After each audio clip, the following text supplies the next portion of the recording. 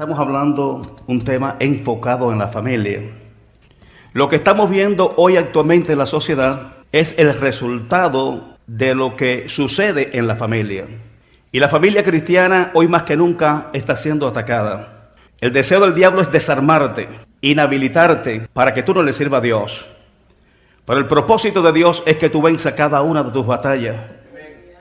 La Biblia dice que con muchas tribulaciones y con muchas pruebas entraremos al reino de los cielos. En el mundo vamos a tener aflicción, vamos a tener problemas, pero la confianza nuestra es que Cristo ha vencido el mundo y en su nombre nosotros somos más que vencedor. Hay personas que me dicen: pastor, mi esposo se debilitó, no quiere servir a Dios.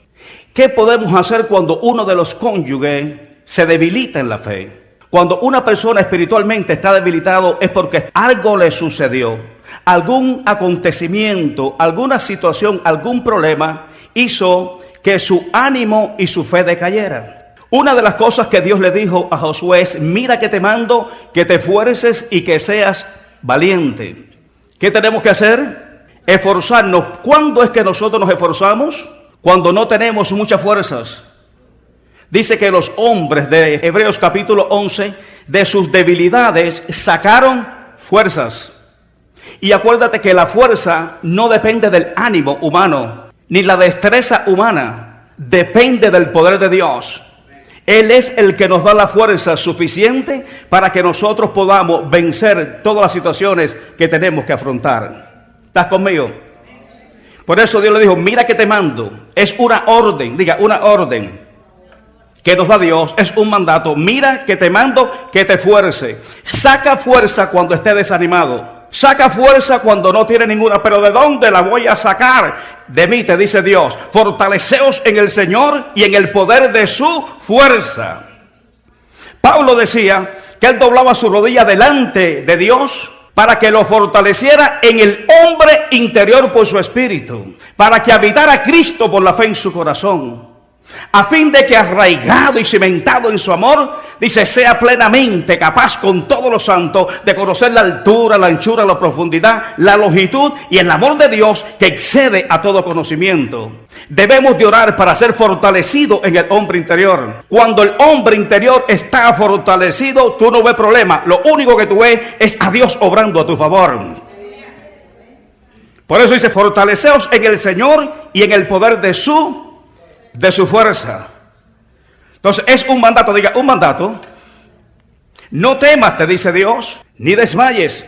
Cuando las personas se debilitan es porque temen a la situación que están afrontando, como que piensan que Dios lo abandonó, como que Dios lo dejó solo. Yo quiero que tú entiendas que Dios jamás en la vida te va a dejar. No te voy a dejar, no te voy a desamparar, estaré contigo todos los días hasta el fin del mundo. En los momentos más difíciles es cuando más cerca tú sientes a Dios. Ahora, si uno de los cónyuges se debilita en la fe, se desanima, no quiere seguir, ¿qué vamos a hacer nosotros? Yo creo que la oración tiene poder. Yo creo que la oración cambia las cosas. Yo creo que la oración cambia las mentes. La oración cambia emociones. La oración cambia actitudes. Yo creo que la oración cambia. Yo estoy seguro que muchos de los que están aquí son producto de la oración. Yo he escuchado personas que hoy son tremendos evangelistas, pastores, personas que andan por el mundo predicando el evangelio y dicen: yo soy producto de una madre que se metía noche y día en un rincón a sola orándole al Padre. Lo primero que tenemos que hacer es orar. Por eso dice Gálatas capítulo 6, en el versículo 9, no nos cansemos de hacer el bien. ¿Cuántos saben que orar es bueno? ¿Cuántos saben que ayunar es bueno? Que venir a la iglesia es bueno. Que leer la Biblia es bueno. Que todas esas cosas en el ámbito espiritual es bueno para nuestro espíritu. Si uno está débil, el que está fuerte tiene que levantar al débil. Dice que mejores son dos que uno, porque si uno cae, el otro lo levantará. Cordón de tres dobleces no se puede romper fácil. Por eso dice: no nos cansemos de hacer el bien. ¿Por qué? Porque aunque tú no lo veas en el mundo natural, aunque tú lo veas apático a las cosas de Dios, a las cosas espirituales, que no le interesa, que no le presta atención, escucha bien, todo lo que le están impartiéndole en el mundo espiritual no llegará quizás a sus oídos, pero sí tocará su espíritu. Muchas veces con lo que le decimos cierran los oídos. Y yo quiero que tú sepas que Él se puede escapar de tus palabras, se puede escapar de tus consejos, pero no se puede escapar de tu oración. Aleluya. No se puede escapar de Dios. El problema es cuando nosotros queremos ayudar a Dios. No, tú no tienes que ayudar a Dios. Ora y déjale los resultados a Dios. Porque hay veces que oramos a Dios y metemos las manos y todo lo que hicimos con la cabeza lo rompemos con los pies. Déjale los resultados a Dios. Dice, no nos cansemos. Wow, diga, no me puedo cansar de orar, de interceder, de clamar por mi cónyuge. Y cuando hablo de cónyuge, puede ser también por un hijo o por una hija. Puede ser por tu familia, puede ser por tus nietos, puede ser por alguien que tú amas. No te canses de hacerlo. Y no importa lo que vean tus ojos naturales. Cuando nosotros oramos, tenemos que orar creyendo que para Dios nada es imposible. El problema es que permanece y permanece por años cuando nosotros interferimos en lo que Dios está haciendo y no dejamos a Dios actuar. Vamos, diga, yo oro y le dejo los resultados a Dios. Entonces dice, no nos cansemos. Es que ya estoy cansado de orar por Él. Cuando nosotros nos cansamos, es que nos dimos por vencidos. Es que nos rendimos. Ya estoy cansado de orar por Él. Ya estoy cansado. Yo lo he levantado. Tú no sabes lo que yo he hecho. Ese es el problema, que tú has hecho mucho. Tú no tienes que hacer nada. Tú lo que tienes que creer. Porque para el que cree, todas las cosas le son posibles. Déjale los resultados a Dios. Dice, a su tiempo, no en tu tiempo. Dice, porque a su tiempo cosecharemos, segaremos, si no desmayamos. ¿Cuándo? Diga, a su tiempo. Ahora diga, no a mi tiempo. Voy a obtener si me mantengo firme creyendo que Dios es capaz de hacerlo. Si no desmayamos. Esa palabra desmayar significa si no nos desanimamos. Tú te puedes desanimar con los hombres, pero nunca con Dios. Tú te puedes cansar de los hombres, pero nunca de Dios. Porque Dios nunca ha perdido ninguna batalla. Pastor, ¿qué hago? 1, diga conmigo, orar. 2, diga conmigo, paciencia. Uno de los frutos del Espíritu es paciencia. Amor, gozo, paz, paciencia. Diga, es necesaria la paciencia. El problema de nosotros es que cuando vemos las cosas que no nos van de acuerdo a lo que nosotros establecemos orando, muchas veces nos desanimamos y perdemos la paciencia. La fe espera, la fe no se desespera. Es pues la fe la certeza de lo que se espera. Cuando nos desesperamos es precisamente porque perdimos la fe. La fe es la certeza, diga conmigo, la certeza, la seguridad, la confianza de lo que yo estoy esperando. La convicción de lo que no veo. Yo no veo que cambia en el mundo natural, pero yo lo veo cambiado, transformado y sirviéndolo a Dios en el mundo espiritual. ¿Cómo tú ves las cosas? Diga paciencia. Dice Lucas capítulo 21, versículo 19. Dice, con vuestra paciencia. No es con la paciencia del pastor, no es con la paciencia del hermano. Diga, con mi paciencia. Con vuestra paciencia ganaréis vuestra alma. Diga, necesito paciencia. Lo tercero es que nuestra fe y nuestras convicciones en Dios tiene que ser un ejemplo para nuestro cónyuge. La fe tiene que dar evidencia. Porque Pablo sabía que la fe de la abuela de Timoteo y de la mamá de Timoteo y la de Timoteo no era una fe fingida, no era una fe falsa. ¿Por qué? Dígalo. Porque la fe de ellos tenía evidencia. Te lo voy a poner de otra manera. La fe de ellos testificaban de lo que ellos eran. Nuestra familia necesita más del testimonio que lo que nosotros le decimos. Porque si nosotros le hablamos del Señor, pero nuestro testimonio no está de acuerdo, no está acorde con lo que decimos, nuestra familia no es boba, nuestra familia sabe que estamos hablando falsedades. El cristianismo no es solamente dentro de la iglesia. El cristianismo verdadero, ¿sabe dónde se vive? Fuera de la iglesia. El cristianismo verdadero se vive dentro de las 4 paredes de tu casa. Por eso dice que el orden comienza por casa. El que no sabe ordenar su casa, dirigir su casa, jamás en la vida podrá ordenar la casa de Dios. ¿Cuántos son libres? Somos libres en Cristo Jesús. Ahora, pero dice la palabra del Señor que la libertad que tú tienes en Cristo, la convicción de fe que tú tienes en Él, no venga a ser tropiezo para los que están a tu lado y están en debilidad. Mira lo que dice, pero mirad, diga, tengo que ver mis actitudes y mis palabras, lo que yo hago. Una de las cosas que yo he escuchado cuando hay personas que su esposo o su esposa no son creyentes, dice, pastor, yo tengo que ser sabio porque mi esposo no es creyente. O mi esposa o mi esposo es apartado. Entonces, esta es una de las cosas que nosotros tenemos que observar. Dice, pero mira, observa, que esta libertad tuya no venga a ser tropezadero para los débiles. Yo le voy a decir algo, esto que muchas veces testimonios que yo le traigo, que un amigo, que esto, que lo otro, son cosas que son de dominio público. No es algo que a mí me contaron privado, yo estoy aquí en el altar diciéndolo, ¿no? Cualquier testimonio que lo diga, una experiencia que yo tuve en el pasado con algún amigo, son cosas que se han dicho en las iglesias, cosas que se han predicado en la radio, cosas que ellos han testificado, ¿no? No crea que estoy cogiendo secretos y ¡pum!, sacándolo aquí al aire porque eso no es ético. Yo no trabajo de esa manera. Pero yo he escuchado personas que vienen y me dicen, pastor, ¿sabe qué? Tuve tremenda discusión con mi esposo. ¿Y qué pasó? Los reprendí. Le dije, te reprendo, diablo. Te pregunto, ¿es aprobada por Dios esa actitud? Le dije, te reprendo, diablo. ¿Y qué pasó, muchachos? ¿Se puso más bravo? Claro. Si tú lo que estás profesando sobre él son diabladuría y lo que se activa y lo que se manifiesta, ahí va a ser el mismo demonio.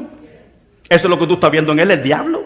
Tenemos que entender que nuestra lucha no es contra carne ni sangre. Diga, mi lucha no es contra mi esposa, no es contra mi esposo, no es contra mis hijos, aunque hagan cosas que son influenciadas por el mismo infierno. Acuérdate que las armas de nuestras milicias no son carnales. No podemos pelear en la carne. Una mujer sabia se calla la boca, no se defiende. Toda ofensa la lleva ahí, al lugar privado, y esa causa se la levanta el padre. Y te voy a decir algo, tu padre, diga, mi padre, es celoso con sus hijos. Si alguien toca a tu hijo o a tu hija, ¿cómo saldría tu papá en su defensa? Si alguien toca a una hija, a un hijo de Dios, déjale lugar al padre. Porque el padre es el que nos defiende. No trata de defenderte por ti mismo. Porque si tratas de defenderte por ti mismo, vas a terminar en la corte familiar de la ciudad. Dice, mira que tu libertad no venga a ser tropezaderos para los débiles.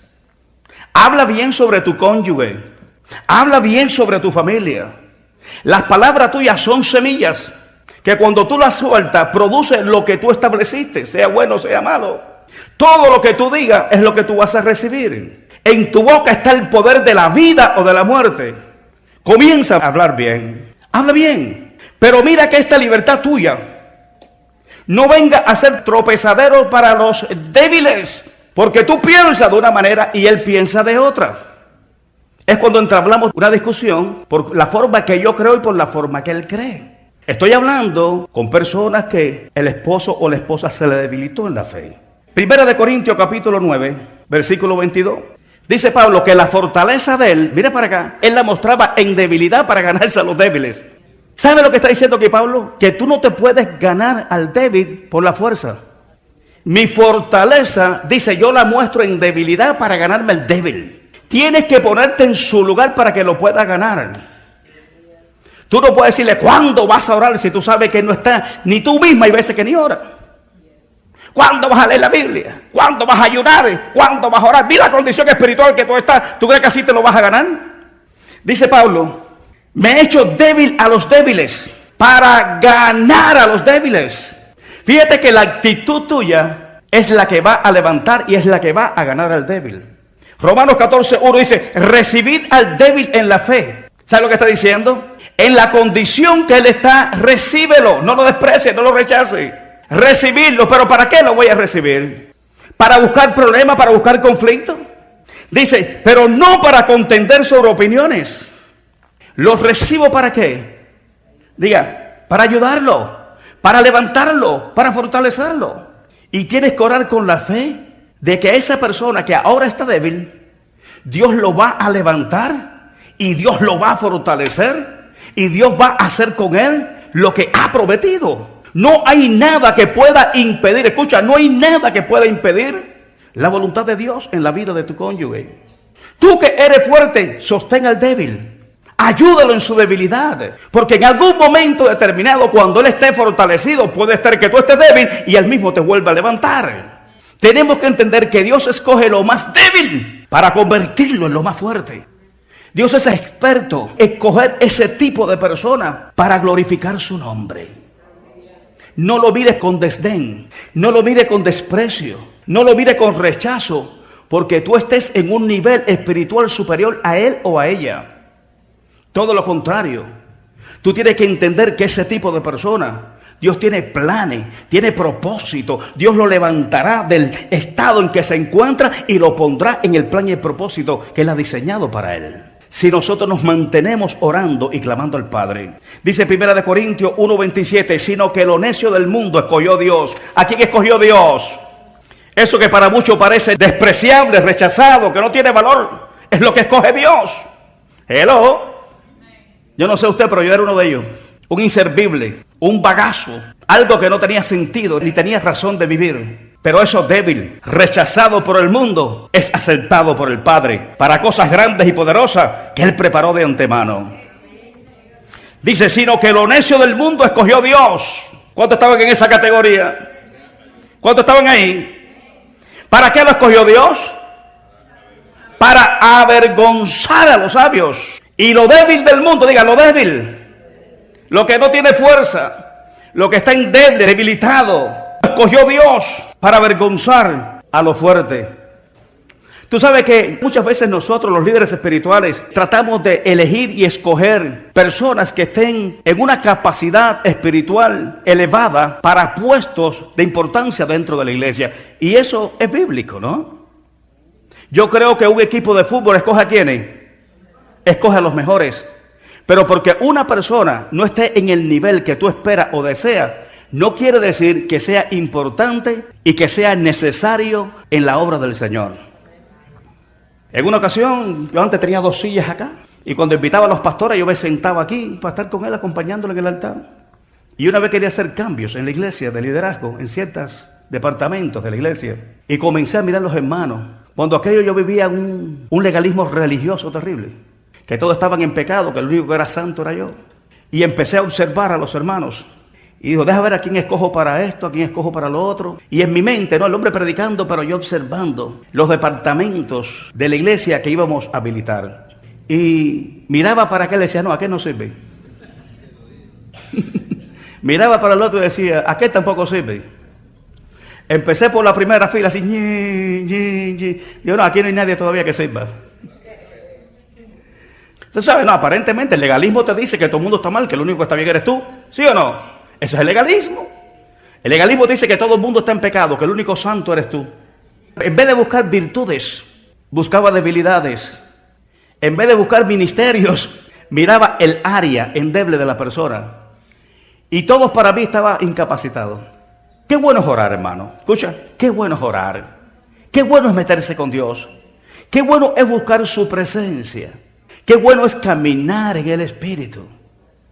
Porque eso sí, traía todavía arraigado un poco el legalismo religioso, pero oraba, ayunaba y Dios se me revelaba. Y de momento viene el Espíritu Santo y me dice, Rolando, tú ves todos esos que están ahí, todos esos que tú ves sentados ahí, son importantes para mí, aunque no lo sean para ti. Porque a cada uno de ellos, ¿sabes por qué están sentados ahí? Porque yo los escogí. Y cuando yo escojo, yo no me equivoco. El que está equivocado eres tú. ¿Sabe lo que me dijo Dios? Me llevó a 1 Corintios, capítulo 12, versículo 22, y me dijo, antes bien, todos los miembros del cuerpo, ay Dios mío, que parecen más débiles, son los más necesarios. ¿Cuántos pueden alabar y bendecir al Señor? Los más débiles, que parecen en tu óptica, en tus pensamientos, parecen. Los que parecen más débiles, Rolando, para mí son, no los necesarios, los más necesarios. Te voy a hacer una pregunta, ¿el ojo es débil, sí o no? Una cosita, una pestañita que te cae en el ojo, ¿cómo es?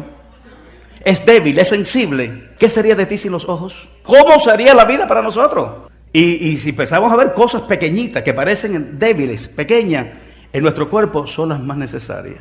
Entonces, de ahí para adelante, le pedí perdón a Dios y traté de trabajar con todo el mundo que estuviera dispuesto. Porque hay otra cosa, hay personas que están dispuestas, pero no disponibles. Yo no hago nada con nadie que sí esté muy dispuesto, pero que no esté disponible. Que no venga a los servicios, que no se pueda contar con ellos, que no tengan compromiso, que no tengan responsabilidad. Entonces, nosotros que somos fuertes, somos el amortiguador de los débiles. ¿En quién se va a apoyar un débil? ¿En otro débil? ¿Qué pasa si un débil se apoya en otro débil? Se van de bruces los dos. Ahora, por eso dice Romanos capítulo 15, versículo 1. Así que los que somos fuertes, ¿cuántos son fuertes en esta noche? Dice, así que los que somos fuertes debemos soportar las flaquezas de los débiles. ¿Cuántas cosas tenemos que soportar por amor a Cristo? ¿Cuántas cosas tú le soportas a tus hijos por amor a ellos? Vamos a ponerlo de otra manera. ¿Cuántas cosas nos soporta Dios a nosotros por amor? La pregunta es, ¿cuántas cosas eres capaz de soportar por amor? Nosotros los que somos fuertes, ¿cuántos son fuertes? Debemos soportar las flaquezas de los débiles y no agradarnos a nosotros mismos. Yo soy más fuerte que aquel. Yo soy más que aquel. Aquí, escucha lo que te voy a decir. Aquí nadie es más que nadie. Todos somos uno en Cristo Jesús. ¿Me escuchó? Aquí el grande de los grandes se llama Jesucristo. Él es el grande. Ya sabemos lo que tenemos que hacer si uno de nuestros cónyuges o un miembro inmediato de la familia que está bajo nuestro techo está en esa condición. No desmaye mamá, no desmaye papá, no desmaye esposa, no desmaye esposo, no desmaye. Ora, cree. La fe persevera. La fe que no persevera no es fe. La fe que persevera es la que no desiste, es la que no se da por vencido. Es la que cree como Abraham en esperanza contra esperanza. Que aunque tú lo veas en droga, aunque tú lo veas mal, aunque tú lo veas que está en pecado, tú crees, tú crees, tú crees, tú crees. Y cuando tú crees, para el que cree, todas las cosas le son posibles. Tú crees en esperanza contra esperanza, que cuando no hay esperanza, tú sigues creyendo. Ahora, tocamos la semana pasada las personas que se unen con yugos desiguales. Y nos quedamos ahí porque el tiempo se nos fue. Uy, y ya se nos fue de nuevo. Esto que acabamos de decir hace un rato, si esa parte es difícil, esta es peor la que te voy a decir ahora. Aquellos que son creyentes, están dentro de las iglesias, han nacido de nuevo, pero se casan con yugos desiguales. Un yugo desigual es casarte o meterte, intimar con la persona inadecuada. Cuando tú miras en los campos, y Richard debe saber de eso, aunque él ara con buenos arados, ¿no? Con buenos tractores, pero él tiene que saber que en los campos para arar la tierra, aquellos que no tienen la capacidad económica de comprar tractores, utilizan bueyes. Los bueyes tienen que tener la misma fuerza. Los bueyes tienen que tener el mismo nivel, el mismo tamaño, para que puedan alar parejo. Te lo voy a poner otra manera. ¿Qué sucede si en vez de poner un buey, yo pongo una oveja? ¿Qué sucede cuando el buey comienza a caminar por la oveja? Comienza a caminar porque el buey tiene más fuerza y lo que comienzan es a dar giro alrededor y no van a ningún lado. ¿Qué sucede si yo pongo un buey con un perro? Ah, usted se ríe. Usted se ríe, ¿verdad? Así sucede cuando usted se casa con un yugo desigual.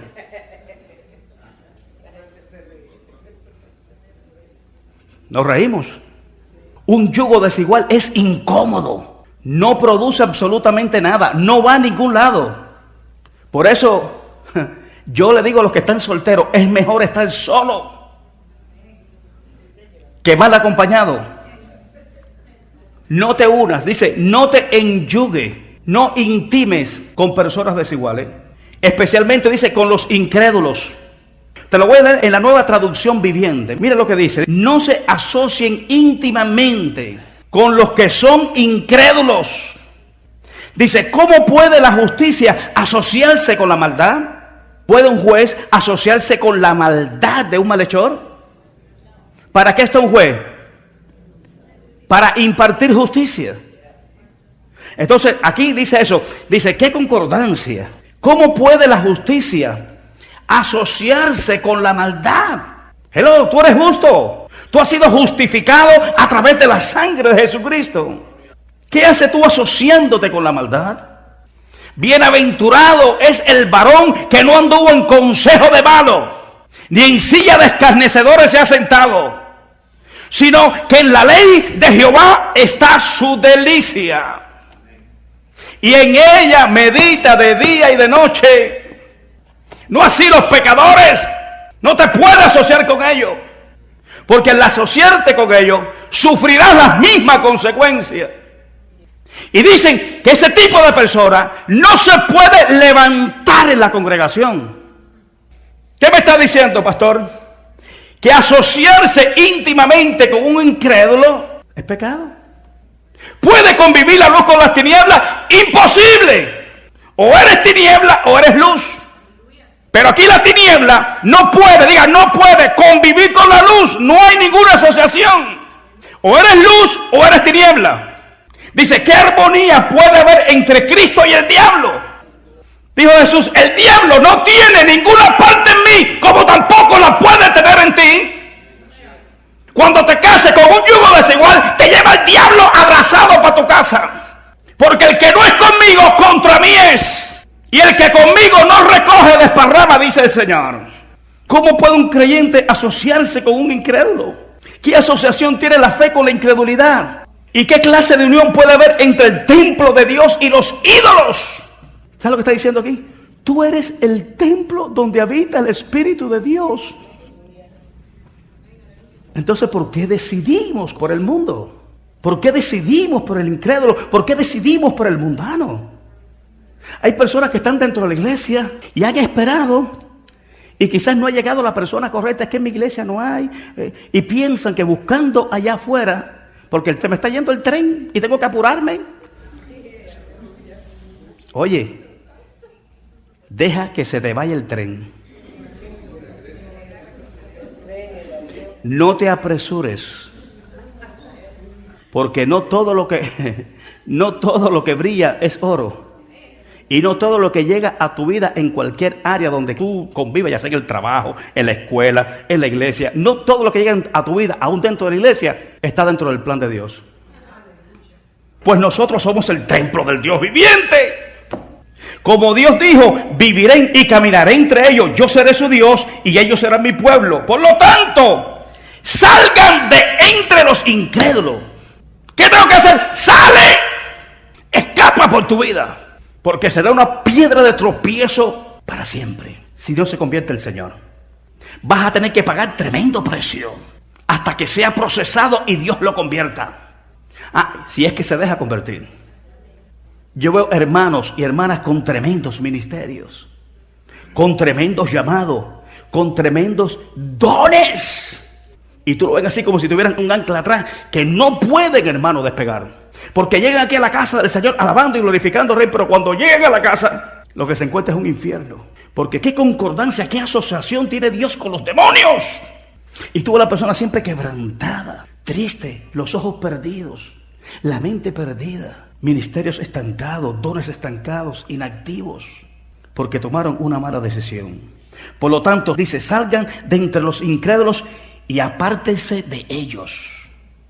Pastor, ¿tengo que dejar a mi esposo que no es cristiano? No, ya está ahí, manténgase ahí. ¿No puede dejarlo? Esto es para las solteras. Ya tu esposo no es creyente, tienes que quedarte con él. Claro, a no ser si te golpea, te maltrata. Ya si eso sucede, hay que poner un límite. Cuando sea que hay límites que no se pueden traspasar en el matrimonio. Qué pena que se me fue el tiempo. ¿Y cuándo se me fue el tiempo? Voy a dejarlo aquí. Pero había una pregunta, ¿no?, que me había hecho la hermana Nubia, que si una persona que se ha divorciado puede servirle al Señor. ¿Cuántos saben que hay 5 oficinas ministeriales? 5 oficinas ministeriales, ¿verdad que sí? Efesios 4:11. Y él mismo constituyó apóstoles, profetas, evangelistas, pastores y maestros, a fin de perfeccionar a los santos para la obra del ministerio. ¿Quién fue el que lo constituyó? Diga, Jesús. Fue el que te constituyó pastor, fue el que te constituyó profeta, fue el que te constituyó evangelista, fue el que te constituyó, Él fue el que te constituyó. La pregunta es, ¿puede Dios perdonar todos los pecados? ¿Puede Dios perdonar el pecado de aborto, por ejemplo? ¿Puede Dios perdonar el pecado de adulterio? ¿Puede Dios perdonar el pecado de homicidio? ¿Puede Dios perdonar el pecado de divorcio?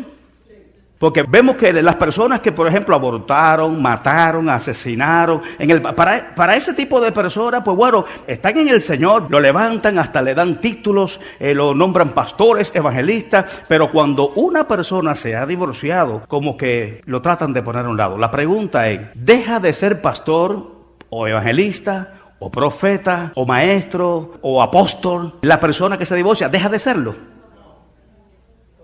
¿Qué dice la Biblia? Irrevocables son los dones y el llamamiento de Dios. Por ejemplo, vamos a suponer que el esposo tuyo o la esposa tuya te diga, yo no quiero más contigo y me quiero divorciar. Y la persona se divorcia de ti. ¿Qué tú haces? ¿Tengo que dejar el ministerio? ¿Tengo que soltarlo todo? ¿No puedo seguir pastoreando? Si mi esposo o mi esposa no quiere seguir conmigo y se divorcia de mí, ¿yo tengo que soltar todo lo que Dios me ha dado? No tenemos el tiempo suficiente. A ver, ¿qué tú dices? ¿Qué tú dices? ¿Te quedas solo? ¿Tú te quedarías solo? Mario, ¿te quedarías solo? Dice que el que no tiene don de continencia que se case, porque es mejor casarse que estarse quemando. Por ejemplo, a ver, vamos hasta las y 30, ¿le parece? Yo quería terminar a las 9, pero vamos hasta las y 30, ¿le parece? 30 y cerramos. Ok. A ver, ¿qué tú piensas? Si tú te divorcias, dime, ¿qué tú piensas? ¿Puedes servir a Dios y te puedes casar o no? Perfectamente. Dígame. Claro que sí, porque la misma Biblia nos dice que quien nos constituyó en tal ministerio, en tal don. Ok, el irrevocable es el llamamiento. Entonces, ¿por qué yo voy a dejar de servirle porque mi esposo me haya soltado? O sea, Ok, ¿y si eres tú el que suelta al esposo? tampoco. Ok. ¿Qué me dice el pastor? ¿Qué me dice el pastor acerca de eso? What do you think about it? The gifts of God, the callings of God are irrevocable. And so, like, if you... Irrevocable es el llamamiento de Dios. And so, that if you end up in a divorce, you go through a divorce, that God still, His grace is sufficient, and He does forgive, and He can face you with a like ministry to help come alongside you in the ministry, and you still are a pastor, you're still an evangelist. It does not take it away. Dice que Él no te quita el ministerio porque la gracia de Dios está sobre ti y su gracia es suficiente para mantener el ministerio llamado de pastor, el de evangelista, el de profeta, etcétera, etcétera. ¿Alguien más que me pueda dar una opinión? ¿Qué piensa? Eso es lo que nosotros pensamos. Ahora, ¿qué es lo que dice Dios acerca del divorcio? Búsqueme a alguien rapidito ahí. Deuteronomio capítulo 24, del 1 al 4. ¿Qué dice ahí? Cuando alguno tomare mujer y se casare con ella, si no le agradare por haber hallado en ella alguna cosa indecente... Escucha, si la mujer con la que tú te casaste ha cometido actos indecentes, no lo está diciendo el pastor, no lo está diciendo Pablo, lo está diciendo Dios, está diciendo Dios. Esos son los mandamientos que Dios le dio a Moisés. ¿Qué dice ahí? Le escribirá carta de divorcio y se le entregará en su mano y la escribirá de su casa. Y saliera de su casa podrá ir y casarse con otro hombre. Pero si la aborreciera este último y le escribiere carta de divorcio y se le entregara en su mano y la despidiere de su casa, o si hubiere muerto el postrer hombre que la tomó por mujer, no podrá su primer marido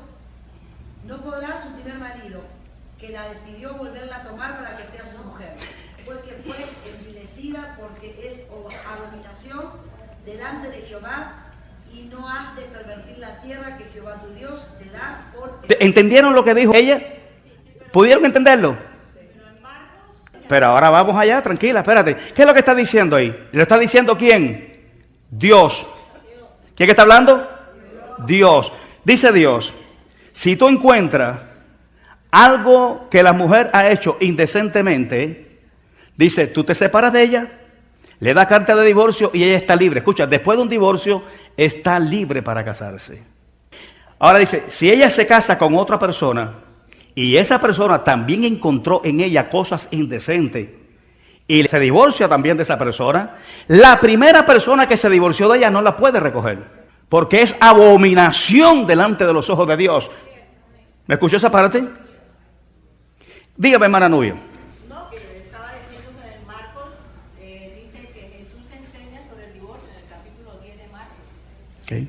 Y dice, cualquiera que repudia a su mujer y se casa con otra comete adulterio con ella. Sí, pero ¿qué dice el contexto arriba? No, dime el contexto, ¿por qué se divorcia?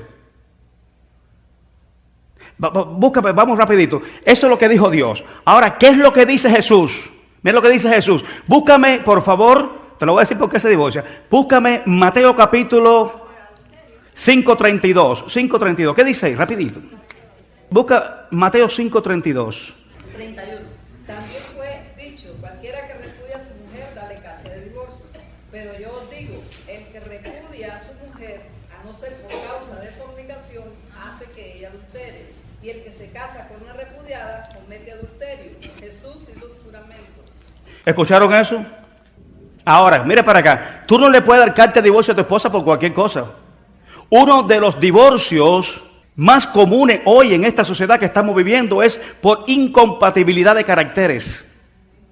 Que me casé con ella amándola y nos divorciamos odiándonos. Por eso tenemos que elegir bien.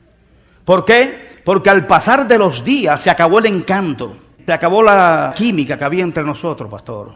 Se acabó el amor. Yo soy de los que creo que cuando se acaba el amor, el Señor es poderoso para volverlo a resucitar. No, esto es para los dos. Ahora, escucha para acá. Por causa de adulterio, se le da carta de divorcio a la persona y ella queda libre. Ahora, escucha esto. ¿Por qué dice que el que se casa con la repudiada comete adulterio? ¿Por qué? Por ejemplo, si tú te divorcias de la persona por cualquier causa y tú te casas, tú estás cometiendo adulterio. Dice que la única causa que dice Jesús por la cual tú te puedes divorciar es por adulterio. ¿Me escuchó esa parte? Dice, si alguien da carta de divorcio, a no ser por adulterio, adulterio es tener relación extramarital, estando casado y teniendo relación con otra persona. Fornicación es que tú no estás casado y estás teniendo relación sexual con una persona. Es que Dios es un Dios de orden. ¿Me escuchó? Ordenemos nuestras vidas conforme al diseño divino y a la palabra del Señor, y todas las cosas nos van a ir bien. Preguntas contestadas. ¿Están de acuerdo o todavía tienen alguna duda? La próxima semana terminamos. Se van a afilar para la próxima semana, ¿no? Dios mío. ¿Sabía usted que Dios le dio cartas de divorcio al pueblo de Israel?